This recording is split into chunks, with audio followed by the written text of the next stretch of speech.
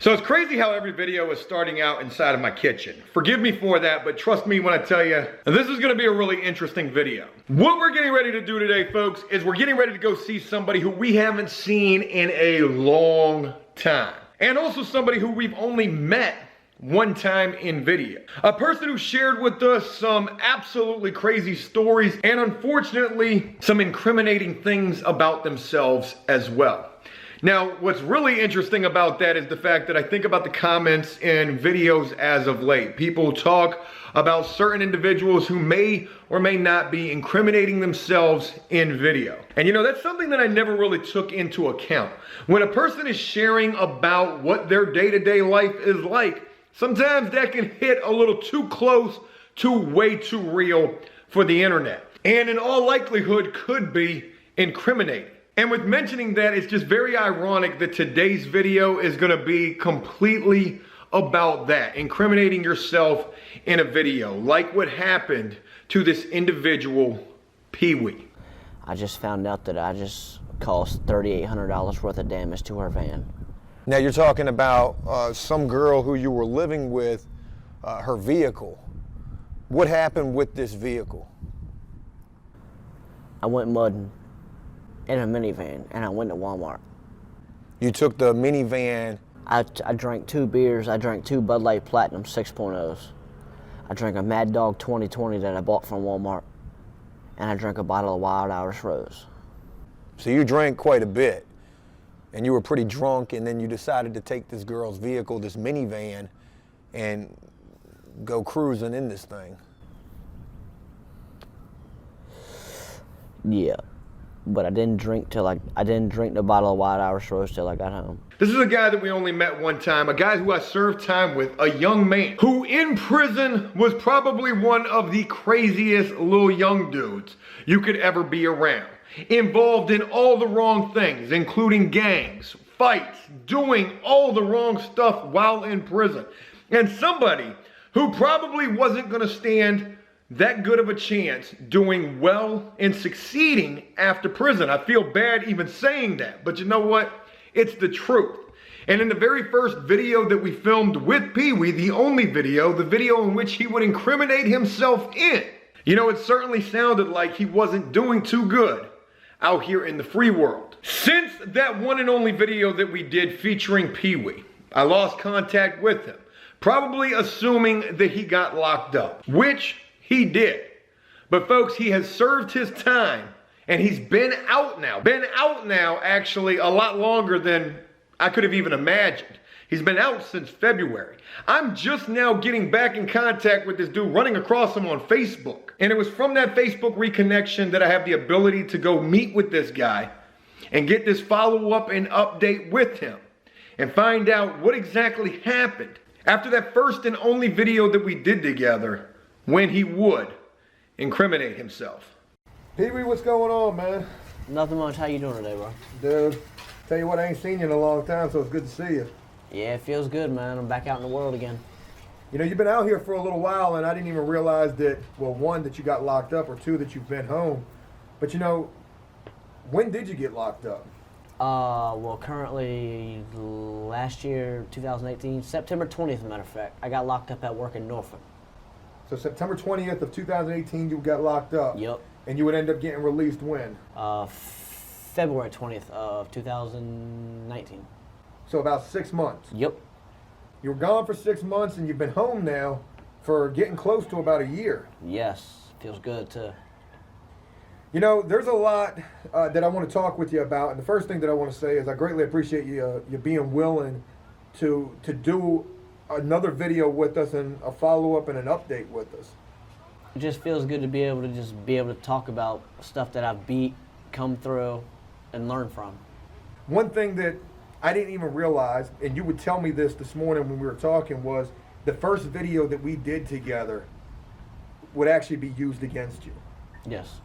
You know, will you talk a little bit about that and talk about what you shared with us in that first video that was used against you? Well, I pretty much willingly pled guilty in the video of taking the person's car, the victim's car that I took, and driving it and admitting to it pretty much. And that video that I admitted to was used against me in the court and found me guilty of the charges.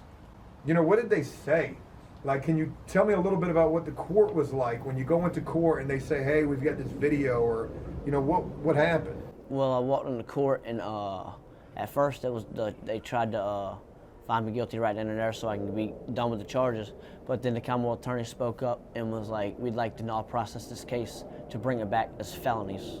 So they brought it back as felonies, and they pretty much gave me worse than what the outcome was going to be on the first time.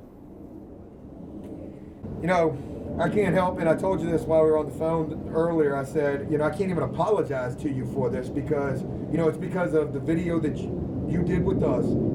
That was evidence that was used against you and was used to find you guilty of this charge. But I am truly sorry that happened to you. It's all right, Brian. Like, things happen. I learn from my mistakes. Everybody learns from our mistakes. It's better to go ahead and get it over with then than sitting here doing it now. That's all I'm worried about. Peewee, one thing that I had spoke about with you in the first video and something that I spoke about you before getting with you today was the fact that you're a young dude. You've been involved in some pretty crazy things. You spoke about that in the first video that we did, the gangs being one. You've been a live wire. You've been a dude who's been no stranger to getting in trouble. And again, you spoke about that the first time that we did this video.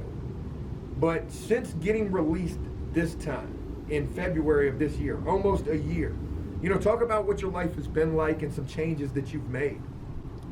My life has done a complete 360 from where I was before. Maybe a 180, because a 360 would mean you're probably right back to where you were. Well, yeah, scratch that, rewind. 180, yes. I flip-flopped from going down the wrong road to going uphill to where I should be. I've got a son in this world now, Ryan Dale Ainsley. I love dearly, and that I look forward to seeing every time I get a chance to. I just thank God for him, and I thank God for allowing me to be able to stay on the right track, stay in contact with my probation officer, get a great job care services, working with my boss, retired military veteran. I can't ask for better. I'm glad and I'm thankful for everything that's happened to me. And I'm thankful for everything that's being thrown in my way as far as the positivity and everything that I'm going through right now. You know, I cannot emphasize this enough, Peewee. You were a dude whose life was basically spiraling out of control. I think I almost said something like that in the first video about the downward spiral that you were heading in. You would end up getting locked up. You served 6 months. It's not your first time getting locked up. And for whatever reason, it was this time, though, that you wanted to make some changes. You know, what was it something that you were thinking about while you were serving time? Was it something that happened after you got released? Like, was there any big thing that would take place between then and now that was the reason that you wanted to change your life? My son. Because when he came into this world, I made a vow then and there that I'm not going to have, knowing he was a son and going to be a boy, knowing I wasn't going to have my son grow up the same way I did, that it's time to make a change, to show him that I'm not always going to be a mistake, not I'm always going to be a mess up, I'm always going to be there for him. That's what I want him to know, and that I have made changes because of him. And that's the stuff that keeps me going every day. That's the stuff that helps me get through all the necessary bull crap that goes on. I look forward to him, I love him, and I would do anything for my baby boy. Dude, there's some really powerful words that you share right there. And like, I couldn't be happier seeing you out here and seeing this change in you. The last time that we saw you, you were basically on the run, not doing anything right in terms of probation, had basically messed that up. You spoke on these charges that you were potentially facing that would end up leading to evidence used against you. And now, you're out here, you're complying with your probation, doing what you need to do so that you can get beyond that. You're working a really good job, you've got a stable place to live, and you're a father and handling your fatherly responsibilities. You know, how does that make you feel to know that, you know, you're doing things differently in your life and you're doing them so much better? It feels good because I can honestly say that I could change the words around. Instead of always being looked down on, I feel like the path I'm going through since my son's been in my life and been involved in this world, that I'm being looked up to now. And that's a reputation I need to uphold, that I'm gonna uphold, and that I'm always gonna be able to fulfill because of my son. You know, let's talk about some hopes and dreams that you have, any goals that you might have. You've got this opportunity now, this fresh chance. You know, what are some things that you're hopeful of being able to achieve, and things that you still want to be able to do? Have my son in my life full time. Have my son in my life be able to, whenever I want him, be able to just be there for him when he needs me at all times. Establish my own place after I leave the residence of my brother. I'm waiting on getting my license back now. I'm currently in the process of getting my license back so I can get a company truck. My boss has told me I'm going to be a supervisor as soon as I get my license. He's giving me a company truck, and he's giving me my own crew. And those are the things that I look up to, being able to get my own place, establish a place for my son so he can have his own room, play whenever he wants, play with whatever he wants, and just be able to just stay on the right path that I've been staying on. You know, for anybody who sees this and saw the first video that we did with you, and they're seeing this complete change in you, and this is something to be completely proud of, especially this is something for you to be so proud of. What would you say to the young people who see this, who could see a lot of themselves in you, and going down that troubling path and don't know how to get off of that? You know, would you have any encouragement or motivating words for them? I'd say if I could give any good advice to anybody, any youngsters looking up to this video or looking try to get their life in order or try to stay on track, I would say life is 10% of what you make, 90% of how you react to it. So the choices that you make are always going to affect you in the long run. Might not be the next day, might not be then and there, but the choices that you make in your life will affect you, and everybody will look at you because of that. But it's not your past that defines you, it's who you are now, that you're trying to be, and that you are becoming, and the person you want to be. Stay on the right track, do the right thing, stay in the right path, do your own thing, but don't do the wrong thing. You know, your family sees this change in you, your loved ones, your friends. You know, what do they think? They're proud of you. How does it feel to know that you're making people proud and they're willing to give you a chance again? I've had my grandmother tell me and my family tell me and everybody that's seen the path and change that I'm going through, saying, this is the man that your grandfather wanted you to be.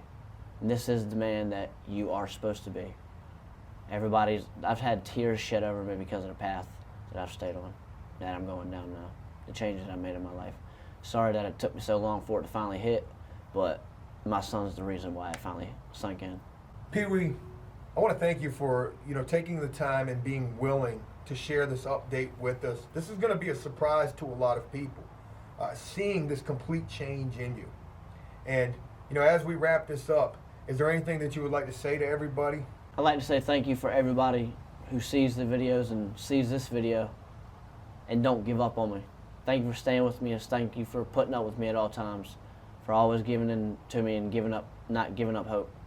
Thank you for always looking to see if I was all right, checking on me. For everybody that's been there, I'm going to do right, and I'm going to show everybody that I love that I am the right guy and I am the person that my grandfather wants me to be.